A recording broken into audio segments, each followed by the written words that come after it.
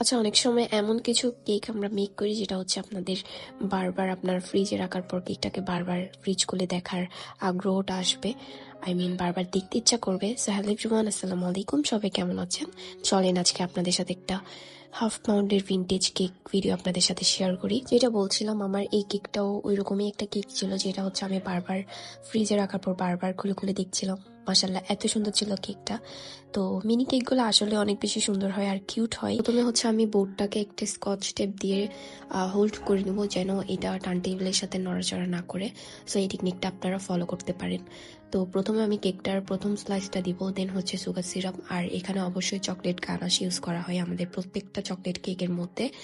So ওইভাবে আমি কেকটাকে সুন্দরভাবে ক্রাম কোট করে নিব। আর আপনারা যারা জানতে চেয়েছিলেন আমি এই কেকটা কত ইঞ্চি মোল্ডে বেক করি, সো এটা হচ্ছে একটা 4 ইঞ্চি মোল্ডের মধ্যে বেক করছি আমি কেকটা। আর আমার যেহেতু একটু হাইটের মধ্যে কেকটা দরকার ছিল, সেজন্য আমি 4 ইঞ্চি মোল্ডে বেক করছি।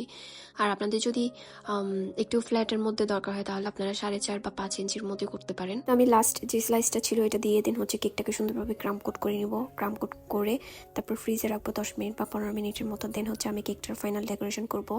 আর এই কেকটা একটু ভিনটেজ টাইপের হবে। আর এখানে যেহেতু আমরা কিছুদিন আগে বেশ ভাইরাল রিবন কেকগুলো দেখছি, ওই রকমই কেকটা মেক করব। তো এই তো প্রথমে আমি অফ হোয়াইট কালার দিয়ে কেকটাকে ফুল কাভার করে নিই। ওয়ে যারা হচ্ছে কাস্টমাইজড অর থিম কেক নিতে চাচ্ছেন তারা এখনই আমাদেরকে ইনবক্স করে ফেলুন। সো এই তো প্রথমে আমি উপরের পার্টে ক্রিম দিব, দেন হচ্ছে সাইডে ক্রিম দিব। সো প্রথমে হচ্ছে যারা আপনারা ভিগেনার কাজ শিখতেছেন তারা হচ্ছে অবশ্যই পাইপিং ব্যাগ ইউজ করবেন। পাইপিং ব্যাগ ইউজ করলে কিন্তু চারিদিকে ক্রিমটা সমানভাবেই দেওয়া যায়। তো আমার যেহেতু এক্সপিরিয়েন্স আছে এইভাবে দেওয়ার, আমি ওইভাবে দিচ্ছি। তো উপরের পার্টটাকে হচ্ছে ফিনিশিং করে দেন আমি বোর্ডটাকে চারিদিক থেকে ক্লিন করে নিব। আর এখানে হচ্ছে আমি একটা 6B নজেলের যে ছোট সাইজেরটা আছে আমি ওইটা ইউজ করছি। এটা হচ্ছে আপনার যে একটা বক্সের মধ্যে অনেকগুলো নজেল থাকে, ওই নজেলের মধ্যে এই নজেলটাও এখান থেকে পাওয়া যায়। সো এটা হচ্ছে এটার কোনো নাম্বারই নেই নজেলটার, সেজন্য আমি বলতে পারছি না। তো আমি এই নজেলটা দিয়ে হচ্ছে সুন্দর করে ভিন্টেজ টাইপের বর্ডার দিব নিচে আর উপরে। তো এরকমই কেকটা হচ্ছে ডিজাইন সিম্পলের মধ্যে। দেন হচ্ছে আমি এখানে কিছু রিবন দিব। এই রিবনগুলো আমি কিভাবে বানাইছি ওইটার ভিডিও আপনাদের সাথে শেয়ার করবো। আপনারা যদি চান আমাদেরকে ইনবক্স বা কমেন্ট করুন। এখানে টোটাল 4টা রিবন ইউজ করব। প্রত্যেকটা রিবন কিন্তু আমি সুন্দর করে 4 সাইড দিয়ে সুন্দর করে বসাই দিব। আর এখানে কোনো কিছু ইউজ করতে হবে না, জাস্ট এখানে হচ্ছে ক্রিমের সাথে আপনার রিবনগুলো ভালো করে লাগিয়ে দিলে এই রিবনগুলো লেগে যাবে। তো এই তো আমি রিবনগুলো দেওয়ার পর এখানে যেই নামটা লিখতে বলা হয়েছিল আমি ওইটা অফ ক্যামেরাতে লিখে নিয়েছি।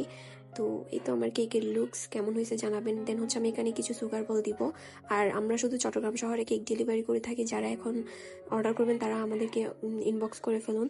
তো এই তো আমি আমার স্টিকারটা বসাই দিই। দেন হচ্ছে আমার কেকের ফাইনাল লুকসটা কমপ্লিট। কেকের ডেকোরেশনটা কেমন হয়েছে অবশ্যই কমেন্ট করে জানাবেন। তো আজ এই পর্যন্ত, থ্যাঙ্কস ফর ওয়াচিং। সবাই ভালো থাকবেন, সুস্থ থাকবেন, আর ভিডিও পোস্টগুলো বেশি বেশি করে শেয়ার করে দিবেন। সো আল্লাহ হাফেজ।